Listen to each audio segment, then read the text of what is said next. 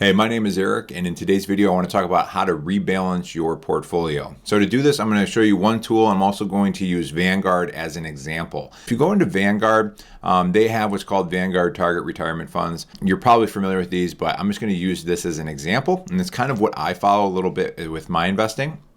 So they're pretty easy to do. You just like say, okay, I was born between these years. This is how many years to retirement I have. Hopefully sooner, because I'm trying to go for early retirement, but we'll see. And then one of the things you'll notice is their fund fees and expenses is 0.15, which is really low. But you can actually get that even lower if you were to do this fund and set it up yourself and allocate it yourself. But one of the things that this fund does is they will rebalance your portfolio as you get older, and they will make it so that it's more heavy in bonds and less heavy in stocks so that it's a little bit more secure. But one of the cool things is they will tell you exactly what that portfolio is made up of. So if you look at this, I'm actually not too far off of all of these numbers. I'm a little bit off because I am carrying a little bit of cash, but you can see 54.36. So if you go over, I'm 57.31. So in this particular case, pretty close on US stocks, but international stocks I'm a little light. So if I wanted, I could borrow a little bit of US stocks and push them over into international stocks and do a trade there.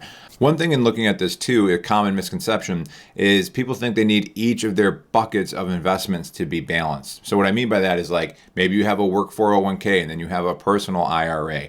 It doesn't need to be balanced in both of those buckets. It's your overall asset mix that you have. Your overall portfolio needs to be balanced. So if you're real heavy in one bucket because maybe the fees are really heavy in your work 401k, that's something to consider. And then you just want to make sure you're balanced across all of your assets. Another thing you want to think about too is when do you rebalance? I've heard some people do monthly, quarterly, annually. A good rule of thumb is to rebalance when an asset allocation changes more than 5%. So perhaps, stocks are really strong, bonds are a little bit weak. So you're overinflated in stocks and you're underinflated in bonds, and you do that more than 5%. So in this particular case, like I'm 57% for US stocks. And if I wanted to mimic the Vanguard fund, it's 54. Well, let's say if I got to 59%, you probably want to rebalance and kind of get it back into that range of what you're looking at.